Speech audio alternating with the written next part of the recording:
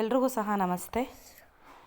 ಭವ್ಯ ಗೌಡ ಕಳೆದ ಸೀಸನಲ್ಲಿ ಇದ್ದರು. ಅವರು ಹೇಳಿದ್ದಾರೆ, ನಾನು ಕೂಡ ಸಲ ಬಿಗ್ ಬಾಸ್ನಲ್ಲಿ 3 ಸಲ ಕ್ಯಾಪ್ಟನ್ ಆಗಿದೆ, ಕಿಚ್ಚನ ಚಪ್ಪಾಳೆಯನ್ನು ತೆಗೆದುಕೊಂಡಿದ್ದೆ. BBK 11ನಲ್ಲಿ ನಾನು ಡೈರೆಕ್ಟಾಗಿ ಫಿನಾಲೆಯನ್ನು ನಾನು ತಲುಪಿದ್ದೆ. ಅದು ನಾನು ಮಹಿಳಾ ಸ್ಪರ್ಧಿಯಾಗಿ ನಾನು ಕೂಡ ತಲುಪಿದ್ದೆ.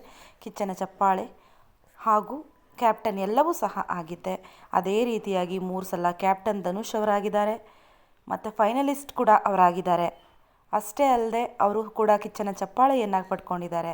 ತುಂಬ ಅತ್ಯದ್ಭುತವಾಗಿ ಆಟವನ್ನು ಆಡ್ತಾ ಇದ್ದಾರೆ. ಅವರು ಗೆಲ್ಲಬೇಕು ಅನ್ನುವಂತಹ ಒಂದು ವಿಶ್ ಏನಿದೆ ಧನುಷ್ ಗೌಡ ಅವರಿಗೆ ಅವರು ಸಹ ಮಾಡ್ತಾ ಇದ್ದಾರೆ. ಧನುಷ್ ಗೌಡ ಅವರ ಪ್ರತಿಯೊಂದು ಪೋಸ್ಟ್ಗಳಿಗೂ ಸಹ ಅವರು ಲೈಕ್ ಕೂಡ ಮಾಡ್ತಾ ಇದ್ದಾರೆ ಅಂತ ಹೇಳ್ಬೋದು.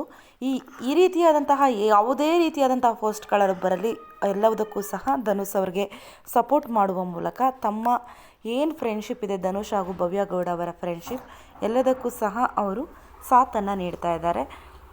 ಭವ್ಯ ಗೌಡ ಅವರು ಸಹ ಅಷ್ಟೇ ಧನುಷ್ ಅವರು ಗೆಲ್ಲಿ ಅಂತ ಹೇಳಿ ಆಶಯವನ್ನು ಪಡ್ತಾ ಇದ್ದಾರೆ ಕೂಡ ಹೌದು.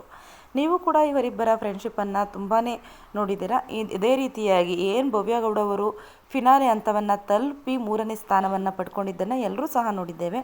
ಅದೇ ರೀತಿಯಾಗಿ ಧನುಷ್ ಅವರು ಸಹ ಈ ಸಲದ ಬಿಗ್ ಬಾಸ್ನಲ್ಲಿ ತುಂಬಾ ಚೆನ್ನಾಗಿ ಅತ್ಯದ್ಭುತವಾದ ಆಟವನ್ನು ಆಡಿದ್ದಾರೆ. ಇವ್ರಿಗೂ ಸಹ ಅತ್ಯುತ್ತಮವಾದಂತಹ ಸ್ಥಾನವೇ ಸಿಗಬೇಕು ಅಂತ ಹೇಳ್ತಾ ಇಲ್ಲಿಗೆ ವಿಡಿಯೋವನ್ನು ಮುಗಿಸೋಣ. ವಿಡಿಯೋ ನೋಡಿದ್ದಕ್ಕಾಗಿ ಧನ್ಯವಾದ. Thank you for watching.